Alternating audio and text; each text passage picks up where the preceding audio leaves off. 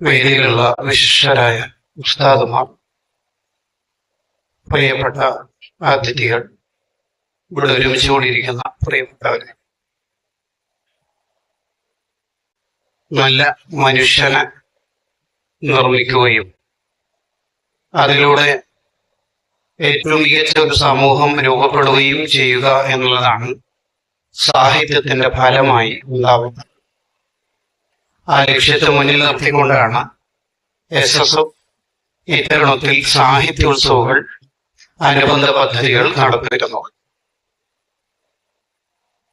മനുഷ്യനെ കാണാനുള്ള കണ്ണും മനുഷ്യന്റെ വേദന തിരിച്ചറിയാനുള്ള തിരിച്ചറിവുമാണ് നമ്മുടെ സാഹിത്യ കൃതികളിലൂടെ, നമ്മുടെ അവതരണങ്ങളിലൂടെ ഈ ഉമ്മത്തിനെ അല്ലെങ്കിൽ സമൂഹത്തിനെ ബോധ്യപ്പെടുത്തിക്കൊണ്ടിരിക്കുകയാണ്.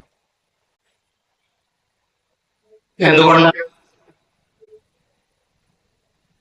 കൃത്യമായി നിസ്കരിക്കുന്ന ഒരു മനുഷ്യൻ പാവപ്പെട്ടവന് അർഹമായ സകാത്ത് കൊടുക്കാറില്ലെങ്കിൽ യഥാർത്ഥ വിശ്വാസിയാവുന്നില്ല എന്ന് മതം പറയുന്നത് ചുറ്റുവട്ടത്തെ കാണാനുള്ള വേദനകൾ തിരിച്ചറിയാനുള്ള ശേഷി നഷ്ടപ്പെട്ടതുകൊണ്ട്. അയൽപക്കക്കാരന് പട്ടിണി മനസ്സിലാക്കാത്തവന് മതത്തിൽ സ്ഥാനമില്ല എന്ന് പറയലോടുകൂടി നമുക്ക് കാര്യം ബോധ്യപ്പെടും.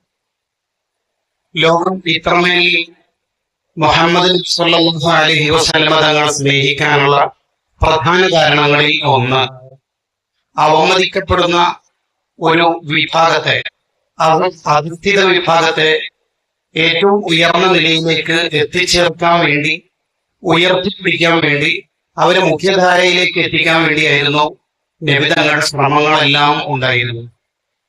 ചില ഉദാഹരണങ്ങളിലൂടെ കടന്നുപോയാൽ നമുക്ക് കാര്യങ്ങൾ ബോധ്യപ്പെടും. പള്ളി അടിച്ചുവാരിക്കൊണ്ടിരിക്കുന്ന ഒരു സ്ത്രീ മരണപ്പെട്ടു. നബി സല്ലല്ലാഹു അലൈഹി വസല്ലമ തങ്ങൾ ആ സ്ത്രീയുടെ കാര്യങ്ങൾ അനുചരരോട് തിരക്കി.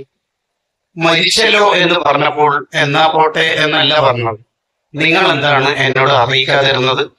ഏറ്റവും ചുരുങ്ങിയത് ദല്ലൂനി അല ഖബറിഹ, ആ പെണ്ണ് മറവിട്ട് കിടക്കുന്ന ഖബറെങ്കിലും എനിക്ക് കാണിച്ചു തരൂ, അവർക്ക് പ്രാർത്ഥിക്കട്ടെ, നിസ്കരിക്കട്ടെ എന്ന് പറയുന്നുണ്ട്. വളരെ സൗന്ദര്യം കുറഞ്ഞ വിരൂപൻ എന്ന് വിചാരിക്കുന്ന ഒരു സ്വഹാബിയാണ് ജുലൈബീബ് എന്ന പേരുള്ള സ്വഹാബി. ആ സ്വഹാബി അടുത്തിരുത്തി വിളിച്ചിട്ട് ചോദിക്കുന്നുണ്ട്, അല തതസവ്വജ്, മോനെ കല്യാണം കഴിക്കുന്നില്ലേ? ആര് കെട്ടിച്ചേരാൻ നബിയെ എനിക്ക്? ആരാണ് എനിക്കുള്ളത്? അന്ന് തങ്ങൾ പറയുന്ന ഒരു ഉത്തരവുണ്ട്. പിന്നെ ഞാനെന്തിനാണ് എന്നാണ് ആ ഉത്തരത്തിന്റെ താല്പര്യം. ആ നാട്ടിലെ ഏറ്റവും പ്രമുഖനായ വ്യക്തിയുടെ മകളെ വിവാഹാലോചനയ്ക്ക് നേതൃത്വം നൽകുന്ന നബി സല്ലല്ലാഹു അലൈഹി വസല്ലമ തങ്ങളെ നമ്മൾ കൂടുതൽ വായിച്ചുകൊണ്ടിരിക്കുകയാണ്. യാചന നടത്തിക്കൊണ്ടിരിക്കുന്നയാളെ വിളിച്ചിട്ട് വീട്ടിൽ വല്ലതുണ്ടോ? എന്തുണ്ടാവാൻ? ഉണ്ടെങ്കിൽ ഈ ഒരു അവസ്ഥ എനിക്ക് വരുമോ? ഒന്നുമില്ലേ? കുറച്ചുകൂടി അമർത്തി ചോദിച്ചു. വീട്ടിൽ ഒരു തോൽപാത്രവും പുതപ്പും ഉണ്ട്, എടുത്തുകൊണ്ടുവന്ന് അത് ലേലത്തിൽ വെച്ച് 2 ദിർഹം തങ്ങൾ തന്നെ വാങ്ങി, 1 ദിർഹമിന് കോടാലി വാങ്ങാൻ നിർദ്ദേശിച്ചു, മറ്റൊരു ദിർഹമിന് ഭക്ഷണം വാങ്ങി ഇന്നത്തെ ജീവിതം മുന്നോട്ട് കൊണ്ടുപോകാനും ആഗ്രഹിച്ചു.